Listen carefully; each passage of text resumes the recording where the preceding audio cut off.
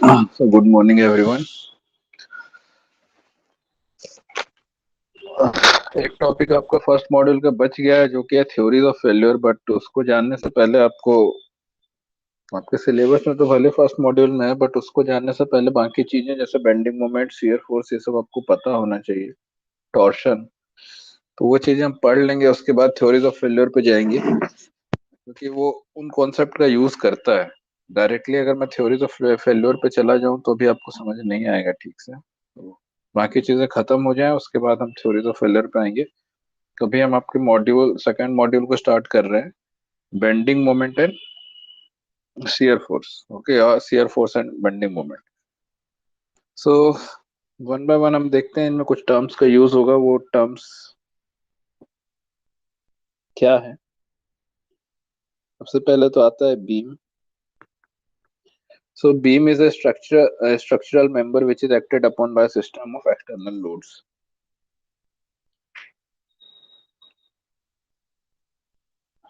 तो कोई भी स्ट्रक्चरल मेंबर जिसमें एक्सटर्नल लोड लग रहे हैं, ठीक है, जो कि इसके एक्सिस के परपेंडिकुलर है, ऐसे स्ट्रक्चर को हम कहते हैं बीम। इसमें ये आपका बीम हो गया। इसमें फोर्सेस जो है आपके परपेंडिकुलर डायरेक्शन में लगते हैं, जो इसका एक्सिस है उसके परपेंडिकुलर डायरेक्शन में।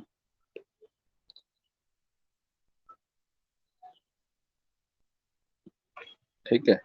तो beam is nothing but a structural member which is acting upon by an external force or by a series of external forces, okay, which is perpendicular to the axis of the beam. Next हम आते हैं bending.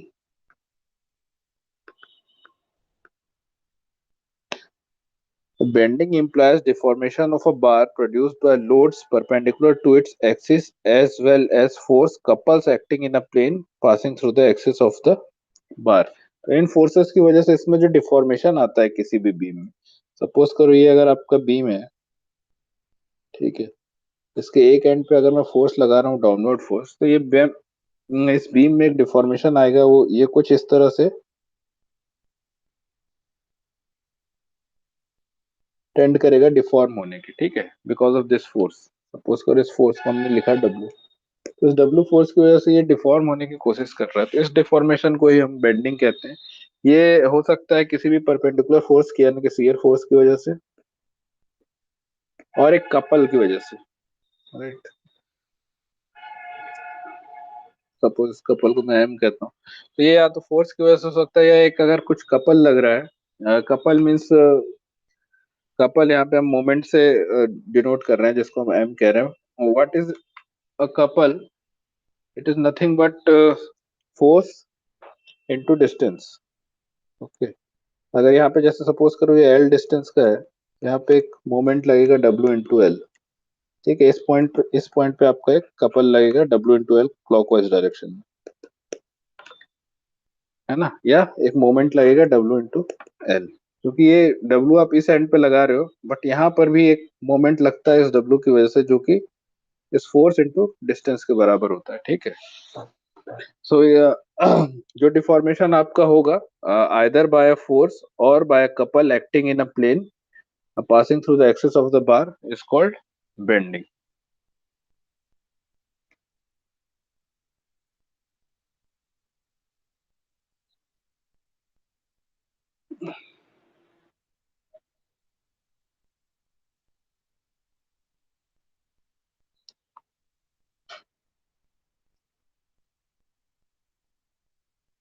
अब आते हैं point load.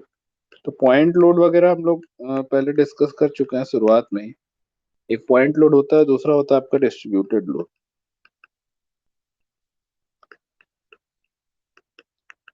तो point load जैसा हमने इस लोड को लगाया डब्लू को, ये आपका एक पॉइंट पे वर्क कर रहा है, तो इसको हम पॉइंट लोड कहते हैं। दूसरा जो आपका डिस्ट्रीब्यूटेड लोड होता है, सपोज करो पूरे बीम पे या बीम के किसी एक पोर्शन पे मैं एक साथ फोर्स लगा रहा हूँ डब्लू पर यूनिट, या डब्लू पर यूनिट लेंथ लिख दें इसको, ठीक है। तो ये आपके पूरे के पूरे बीम पे लग रहा है, राइट। अगर ये एल लेंथ का है सपोज करो, तो इस पूरा का जो सम होगा, समेशन, ये डब्ल्यू इंटू एल होगा, क्योंकि पर यूनिट लेंथ लग रहा है डब्ल्यू। अगर आप पूरे डिस्टेंस एल पे लगाना है इसको तो W/L आएगा ये। तो इसी को हम डिस्ट्रीब्यूटेड लोड बोलते हैं। एक तो आपको पॉइंट लोड होता है, सपोज करो यहाँ पे एक पॉइंट पे लग रहा है, इसको हम कहेंगे पॉइंट लोड। एक डिस्ट्रीब्यूटेड लोड होता है जो आपके थ्रू आउट बीम लगता है, ठीक है, आइदर थ्रू आउट बीम या और पोर्शन ऑफ बीम। अगर इस तरह का बीम है आपका, सपोज अगर सिर्फ इतने एरिया पे भी लग रहा है, तो इसको हम डिस्ट्रीब्यूटेड लोड कहेंगे, यूनिफॉर्मली डिस्ट्रीब्यूटेड, ठीक है। In this case it is uniformly distributed. ये वेरी वेरी भी कर सकता है अलग अलग पॉइंट पे, उसके बारे में बाद में डिस्कस करेंगे। तो पॉइंट लोड और यूनिफॉर्मली या डिस्ट्रीब्यूटेड लोड में यही डिफरेंस है। पॉइंट लोड आपका एक पॉइंट पे लगेगा, वहीं डिस्ट्रीब्यूटेड लोड आपका एक एरिया पे लगता है, थोड़े से लार्ज पोर्शन पे लगता है, ठीक है। अब डिफरेंट टाइप्स ऑफ बीम्स हम देख लेते हैं, किस किस तरह के बीम्स हो सकते हैं। Classification of beams.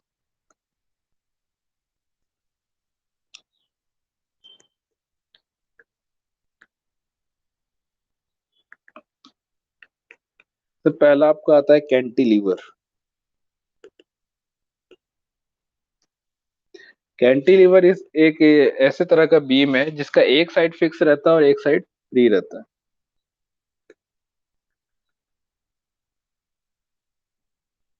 ठीक है। अगर कोई बीम है जिसको मैंने एक साइड से फिक्स कर दिया, जैसा आप यहाँ देख रहे हो, और एक साइड फ्री है, तो इस तरह के बीम को हम कहेंगे cantilever beam.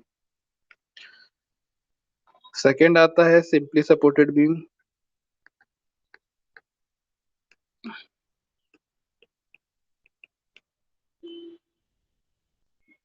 Simply supported beam as the name suggest, अगर आपका बीम है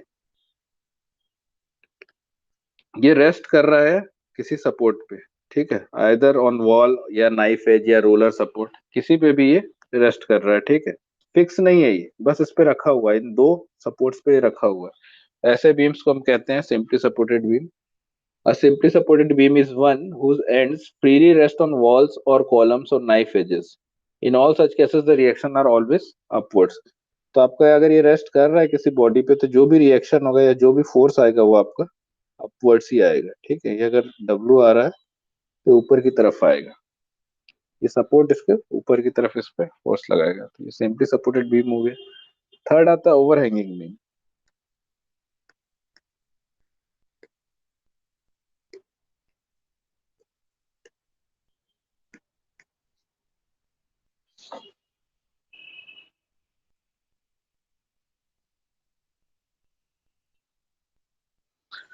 ओवरहैंगिंग बीम क्या होता है? An overhanging beam is one in which the supports are not situated at the ends, that is one or both the ends project beyond the supports, ठीक है। इसका ये मतलब हुआ कि सपोज करो ये बीम है आपका, ठीक है, इसके जो सपोर्ट्स हैं, जैसा हमने पीछे सिंपली सपोर्टेड में देखा, ये एजेस पे थे एकदम, यहाँ तो एकदम एज पे ये रेस्ट कर रहा है। बट ये इसके जो एंड्स हैं, ठीक है, ये दोनों जो एंड्स हैं, ये इनके सपोर्ट से थोड़ा और आगे जाते हैं, it goes beyond it supports, ठीक है। अगर ऐसा कोई बीम है तो इसको हम कहते हैं ओवर हैंगिंग बीम। मतलब इसका जो सपोर्ट है वो इसके एज पे ना होकर के एज से थोड़ा पहले है, या बाद में है। ये आपका एज हो गया तो इसके बाद में है और इस एज के पहले है। ऐसे ऐसे बीम को हम कहेंगे ओवर हैंगिंग बीम, ठीक। फोर्थ आपका फिक्स बीम।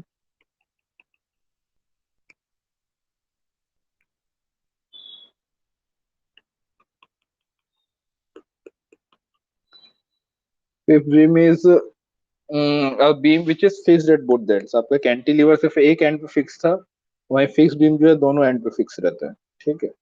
अगर आप दोनों एंड फिक्स कर दोगे तो ऐसे बीम्स को हम कहेंगे फिक्स बीम।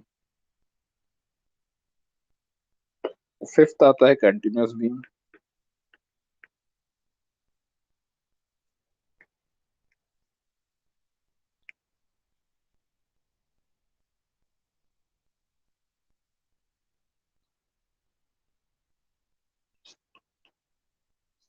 कंटिन्यूअस बीम ऐसे बीम्स होते हैं जिसके दो से ज्यादा सपोर्ट होते हैं। आपने सिंपली सपोर्टेड और ओवरहैंगिंग में देखा कि आपके पास दो सपोर्ट था, ठीक है, और सिंपली सपोर्टेड में भी दो सपोर्ट था। लेकिन कंटिन्यूअस बीम में होता है कि आपके पास दो से मोर देन टू सपोर्ट्स होते हैं, ठीक है। ये दो से ज्यादा सपोर्ट्स पे अगर रेस्ट कर रहा है तो उसको हम कंटिन्यूअस बीम बोलते हैं। A continuous beam is one which has more than two supports. The support at the extreme left and right are called end supports, and all the other supports except the extremes are called intermediate support. तो आपका जो extreme and पे इसको हम and supports कहेंगे, बाकी सारे को हम कहेंगे इंटरमीडिएट सपोर्ट्स। ठीक, तो ये डिफरेंट टाइप्स ऑफ बीम्स हो गए।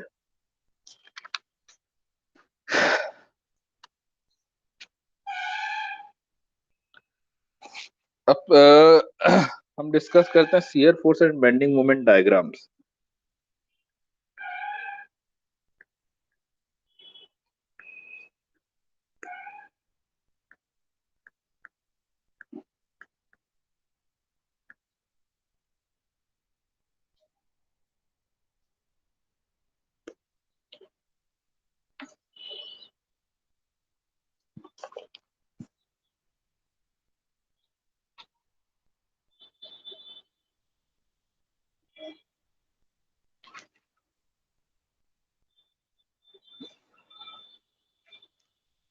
सो अभी हमको ये डायग्राम पढ़ने की जरूरत क्यों पड़ी, हम वो देखते हैं कि why do we need to actually draw bending moment in shear force diagram.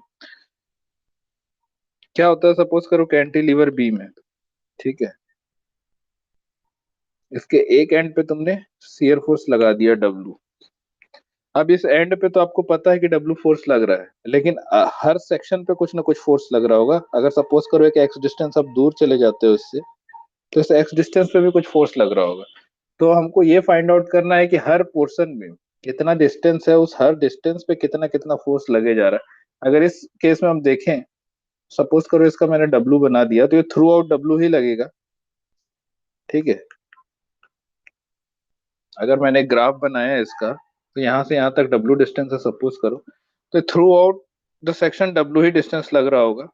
क्यों? क्योंकि यहाँ पे सिर्फ डब्लू है, इसको अपोज करने के लिए कुछ नहीं है। अभी अगर मैं यहाँ पे भी एक W1 या W2 कुछ लगा देता, तो हाँ, इस पोर्शन तक ही डब्लू लगता। इसके बाद क्या होता है कि डब्लू माइनस डब्लू वन लगने लगता, इसके बाद की पोर्शन है। ठीक है, तो वही हमको देखना है कि अलग अलग पोर्शन में क्या शियर फोर्स होगा। वहीं अगर हम मोमेंट की बात करें इस केस में, जिसको हम बेंडिंग मोमेंट बोलते हैं, और bending moment is nothing but force into distance. तो इस केस में देखो बेंडिंग मोमेंट क्या होगा। अगर मैं एक्स डिस्टेंस तक की बात करूं तो डब्ल्यू इंटू एक्स। अगर ये पूरा का लेंथ एल है, अगर मैं फिक्स एंड पे बात करूं कि कितना मोमेंट लगेगा, तो लगेगा डब्ल्यू इंटू एल। सिमिलरली ये एक्स है, अगर मैं कुछ डिस्टेंस एक्स1 लिया, तो वहां पे लगेगा डब्ल्यू इंटू एक्स1। तो अलग अलग डिस्टेंस पे आपका अलग अलग मोमेंट लग रहा है, जो कि आपका डायरेक्टली डिपेंडेंट है एक्स पे। अगर आप इस पॉइंट पे ले रहे हो, तो ये पॉइंट अगर एक्स डिस्टेंस पे है, तो आपका यहाँ पे लगेगा डब्ल्यू एक्स। सिमिलरली अगर इस पॉइंट पे आप जानना चाहते हो कितना लग रहा है, और ये डिस्टेंस आपने डब्ल्यू एक्स वन लिया है, तो यहाँ पे लगेगा डब्ल्यू एक्स1। ठीक है, तो ये एक तरह से डिस्टेंस के हिसाब से बढ़ता चला जाएगा, और एकदम एंड पे आपका लगेगा डब्ल्यू इंटू एल। ठीक है, ये आपका डब्ल्यू एक्स वन लग रहा है, डब्ल्यू एक्स लग रहा है। तो ये डिस्टेंस के हिसाब से बढ़ रहा है। अगर आपको अलग अलग पोर्शन पे पता करना है कि कितना मोमेंट लग रहा है, तो उसमें आपको ये ग्राफ या ये प्लॉट मदद करता है, बेंडिंग मोमेंट और शियर फोर्स डायग्राम जो हम बनाते हैं, कि हर सेक्शन पे कितना लग रहा है। ठीक है, उसी के लिए हमको शियर फोर्स और बेंडिंग मोमेंट डायग्राम पढ़ने की जरूरत है। इसमें नेक्स्ट आता है साइन कन्वेंशन, कि हम किस तरह के साइन कन्वेंशन फॉलो करते हैं इसमें।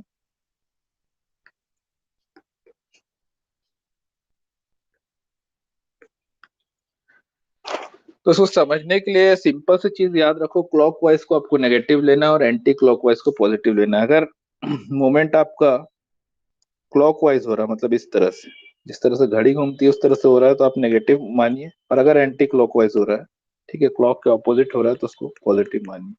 अब जैसे यहाँ पे मैंने नेगेटिव लिखा, नेगेटिव क्यों लिखा? क्योंकि इसका मोमेंट देखो डब्लू इस पॉइंट पे एक क्लॉकवाइज मोमेंट प्रोड्यूस करेगा, डब्लू इंटू एल, है ना। और सिमिलरली ये फोर्स भी आपका एक तरह से इसको क्लॉकवाइज मोशन दे रहा है। ठीक है, तो अगर आपको इस तरह का क्लॉकवाइज दिख रहा है, तो आप हमेशा नेगेटिव लीजिए। और अगर एंटी क्लॉकवाइज मूव करता हुआ दिख रहा है, जैसे अगर अपवर्ड फोर्स होता, ठीक है, लेफ्ट साइड की बात कर, राइट साइड की मैं बात कर रहा हूँ। जनरली हम जितने भी क्वेश्चन सॉल्व करेंगे, या राइट साइड से चालू करके फोर्सेस को फाइंड आउट करेंगे। तो अगर हम जब भी राइट साइड से ले रहे हैं, और अगर ये एंटी क्लॉकवाइज मूव कर रहा है, तो आपको पॉजिटिव लेना। अगर कोई अपवर्ड फोर्स जैसे मैं ले लेता हूँ यहाँ पे डब्लू, ठीक है, तो ये आपका एंटी क्लॉकवाइज इसको रोटेट करने की कोशिश करेगा बीम को, तो उस केस में हम इसको हम लेंगे पॉजिटिव। ठीक है, तो ये याद रखिएगा, क्लॉकवाइज हम हमेशा नेगेटिव कंसिडर करेंगे और एंटी क्लॉकवाइज हमेशा पॉजिटिव। ठीक है, अब एक एक करके अलग अलग कंडीशंस देखते हैं, उस कंडीशंस में क्या शियर फोर्स और बेंडिंग मोमेंट डायग्राम ड्रॉ होगा। आज ज्यादा नहीं, हम बस आज सिर्फ मतलब पॉइंट लोड के केस में देख लेते हैं और यूनिफॉर्मली डिस्ट्रीब्यूटेड लोड के केस में देख लेते हैं कि किस तरह से आपका शियर फोर्स और बेंडिंग मोमेंट डायग्राम बनता है वो कैंटिलीवर के केस में। ठीक है, तो पहला केस हम देखते हैं। ठीक है, कैंटिलीवर विथ एंड लोड।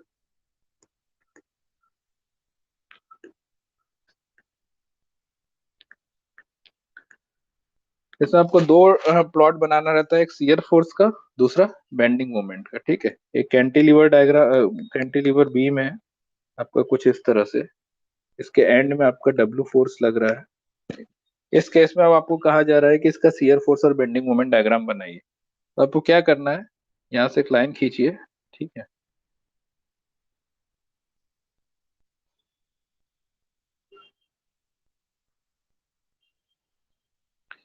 एक लाइन ड्रॉ कर लो कहीं पे भी अंदाज से। अब इस लाइन के नीचे अगर मैं ड्रॉ कर रहा हूँ, ठीक है, तो उसको हम नेगेटिव मानते हैं, इसके ऊपर हम ड्रॉ कर रहे हैं तो पॉजिटिव मानते हैं।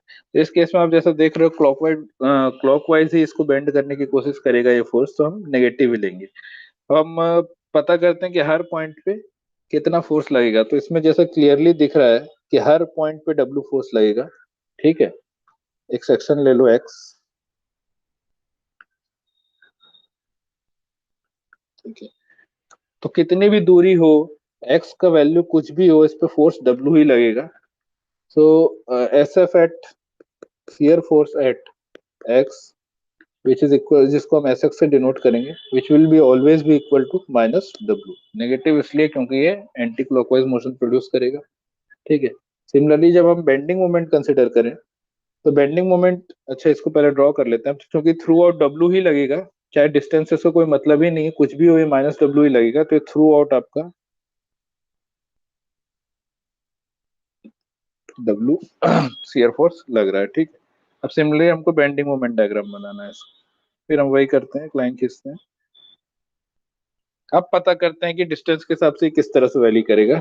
तो सबसे पहले देखो बेंडिंग मोमेंट एट जीरो, यानी एकदम फ्री एंड पे, इस पॉइंट पे कितना बेंडिंग मोमेंट लग रहा है। इस पॉइंट पे आपका जीरो ही लगेगा, जिसको हम लिख लेते हैं एम एट जीरो।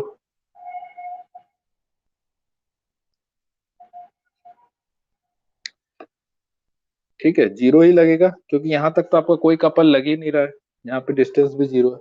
वही बेंडिंग मोमेंट अगर एट एक्स माने तो कितना आएगा इस एक्स डिस्टेंस पे, that would be equal to M x equal to minus W into x.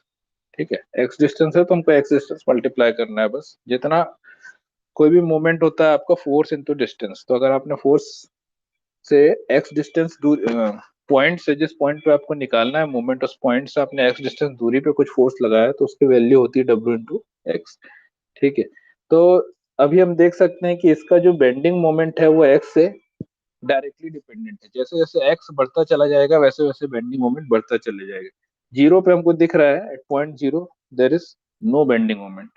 Similarly अगर ये एक्स डिस्टेंस हम लिए हैं, ठीक है, सपोज करो यहाँ पे डॉटेड लाइन से हम दिखाते हैं इसको, तो यहाँ पे आपका बेंडिंग मोमेंट आ रहा है डब्ल्यू इंटू एक्स, माइनस इसलिए हम नीचे ले रहे हैं क्योंकि माइनस में डब्ल्यू इंटू एक्स। सिमिलरली एकदम फ्री एंड पे ले तो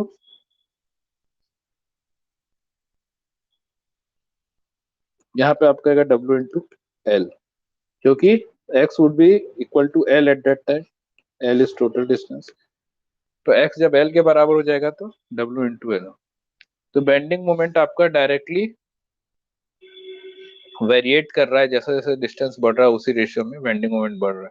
तो यही आपका बेंडिंग मोमेंट और शियर फोर्स डायग्राम हो गया इस केस के लिए।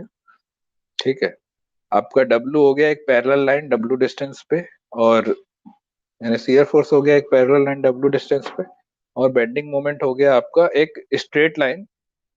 ठीक है, it would be a triangle एक तरह से देखा जाए तो, it would be a straight line which is directly variating from zero to W into L. Zero से डब्ल्यू एल तक ये डायरेक्टली वेरिएट कर रहा है। ठीक है, तो इस केस में हो गया। अब सेकंड केस देखते हैं।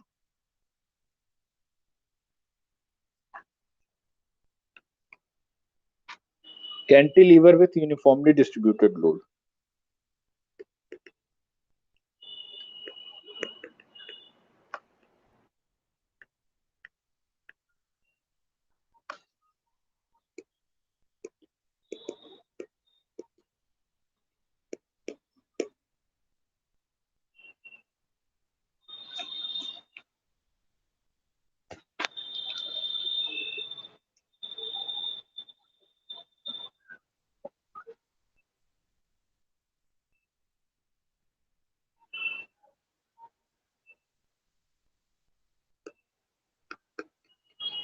एक कैंटिलीवर बीम है जिसमें एक यूनिफॉर्मली डिस्ट्रीब्यूटेड लोड लग रहा है। It is equal to W per unit run. इसका डिस्टेंस आपका एल दिया हुआ है। ठीक है, अब इसका आपको शियर फोर्स और बेंडिंग मोमेंट डायग्राम बनाना है। तो अगर W W per unit run लग रहा है और इसका डिस्टेंस आपका एल है, तो शियर फोर्स इसमें हम ये मान के चलते हैं कि एकदम सेंटर पॉइंट पे, मिड पॉइंट पे डब्ल्यू इंटू एल। अगर इसको यूनिफॉर्मली डिस्ट्रीब्यूटेड लोड को हम एक पॉइंट में कन्वर्ट करने की कोशिश करें अपने सहूलियत के लिए, तो हम ये करते हैं कि जो टोटल आपका लग रहा है, जैसे डब्ल्यू पर यूनिट रन लग रहा है, यानी कि डब्ल्यू पर यूनिट लेंथ लग रहा है और टोटल लेंथ एल है, तो इस पे जो शियर फोर्स लग रहा है टोटल मिला के वो लग रहा है डब्ल्यू इंटू एल। और हम ये मानते हैं क्योंकि बॉडी सिमेट्रिकल है और इक्वल वो लग रहा है, तो ये जो इसका जो आप एक तरह से कह सकते हैं जो सेंटर पॉइंट आएगा इस फोर्स का, वो एकदम मिडिल में आएगा। तो हम ये मान के चलते हैं कि एकदम at half, at L by two W into L force इस पे लग रहा है। ठीक है, और इसी हिसाब से हम शियर फोर्स और बेंडिंग मोमेंट डायग्राम बनाएंगे। तो सपोज करो इसमें भी मैं एक सेक्शन ले देता हूँ एक्स। ठीक है, अब नाउ वी सी कि शियर फोर्स, छोड़ो, shear force at x distance कितना होगा। अभी ये देखो, इस एक्स डिस्टेंस पे, टोटल एक्स डिस्टेंस पे लग रहा है आपका डब्लू।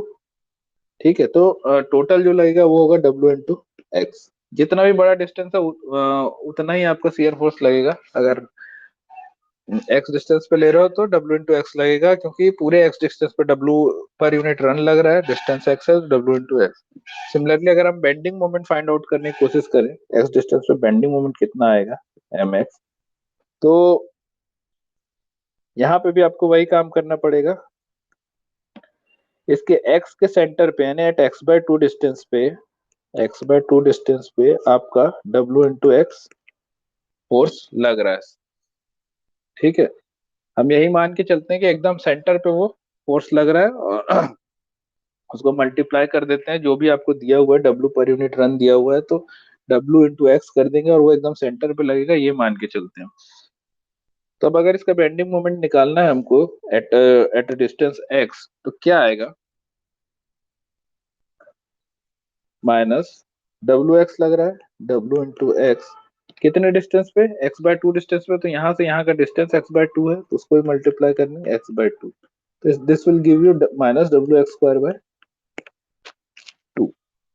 ठीक है, तो एट एक्स डिस्टेंस पे ये आपका जो बेंडिंग मोमेंट लगेगा वो होगा minus W x square by two. ठीक है, क्यों लगेगा मैंने बताया। अब इसका हम शियर फोर्स और बेंडिंग मोमेंट डायग्राम ड्रॉ करते हैं। ठीक है, जैसा कि हम शियर फोर्स देख सकते हैं, अब ये डायरेक्टली डिपेंडेंट है एक्स पे, जैसे जैसे एक्स बढ़ेगा वैसे वैसे शियर फोर्स बढ़ता जाएगा। इस पॉइंट पे आपका शियर फोर्स जीरो है। एट एक्स डिस्टेंस ये आपका लगेगा डब्ल्यू इंटू एक्स, सपोज करो ये डिस्टेंस आपका डब्ल्यू इंटू एक्स है, और इस पॉइंट पे आपका लगेगा डब्ल्यू इंटू एल, तो this will also directly variate. ठीक, अब बेंडिंग मोमेंट की बात करें।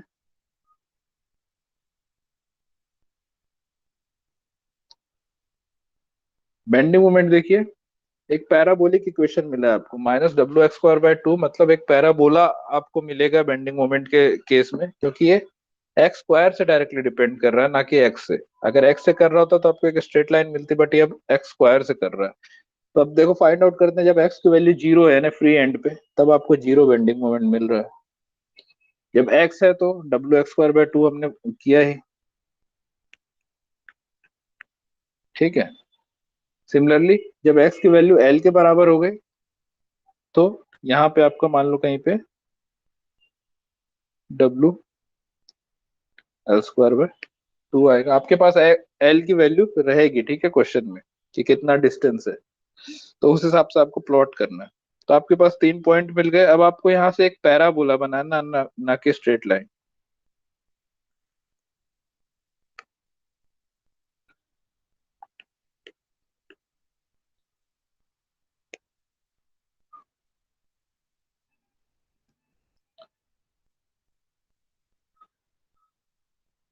सो कुछ इस तरह का आपका पैराबोलिक लाइन आएगा। ठीक है। तो जब भी यूनिफॉर्मली डिस्ट्रीब्यूटेड लोड लगा है किसी भी कैंटिलीवर बीम में, तो याद रखना कि जो आपका शियर फोर्स का आता है वो एक स्ट्रेट लाइन आता है, बट ये पैरेलल लाइन नहीं रहेगा आपके पॉइंट लोड के केस में जैसा था। ये आपका एक स्ट्रेट लाइन रहेगा, एक ट्रायंगुलर लाइन बनेगा। ठीक है।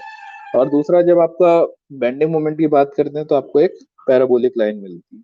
इसके जब हम न्यूमेरिकल्स करेंगे तो ये और ज्यादा क्लियर होगा कि किस तरह से आपको प्लॉट करना है। आपके पास अलग अलग डिस्टेंस पे फोर्सेस होंगी, उसको ध्यान में रखते हुए आपको ये प्लॉट्स बनाने हैं। अभी बस आपको यही बात याद रखनी है कि अगर यूनिफॉर्मली डिस्ट्रीब्यूटेड लोड है तो आपका एक पैराबोला बनेगा। ठीक है। बेंडिंग मोमेंट और शियर फोर्स जो है वो एक स्ट्रेट लाइन बनेगा। अगर आपका पॉइंट लोड दिया हुआ है तो आपका जो शियर फोर्स होता है एक पैरेलल लाइन बनता है। ठीक है, थ्रू आउट। और बेंडिंग मोमेंट जो है वो एक स्ट्रेट लाइन बनता है। तो आज हम इतना ही देखते हैं, बाकी और केसेस हम नेक्स्ट क्लास में देखेंगे। ठीक है। और भी अलग अलग केसेस हैं, डिफरेंट काइंड्स ऑफ केसेस और भी हो सकते हैं, तो हम उसमें फाइंड आउट करने की कोशिश करेंगे कि उस केस में कि क्या क्या बेंडिंग मोमेंट होता है। तो आज के लिए इतना ही है। आप लोग अटेंडेंस ड्रॉ कर दीजिए, और कहीं डाउट है तो पूछिए। मिड सेम में सारे क्वेश्चंस अराउंड 4:15 के पहले मुझे सबमिट हो गए थे, तो सभी का, किसी का ऐसा नहीं होगा कि एक्सेप्ट नहीं किया जाएगा। और आंसर नहीं देखूंगा मैं कि कैलकुलेशन क्या आया है, स्टेप्स देखेंगे। तो एक आध डाटा जैसे 0.14 mm आपको दिया हुआ था एक्सटेंशन, वो 1.4 mm होना चाहिए, जिसकी वजह से आंसर नेगेटिव आ रहा होगा कुछ लोगों का। तो उससे मतलब नहीं है, नेगेटिव भी आ रहा है चाहे कुछ आ रहा है, अगर आपका अप्रोच सही है तो आपको मार्क्स मिलेगा। तो मिड से मैं मार्क्स दूंगा, स्टेप पे मार्क्स दूंगा, ना कि क्या सॉल्यूशन आपका आया है उस पर। अटेंडेंस बना लीजिए, उसके बाद ग्रुप मीटिंग लेफ्ट कर सकते हैं।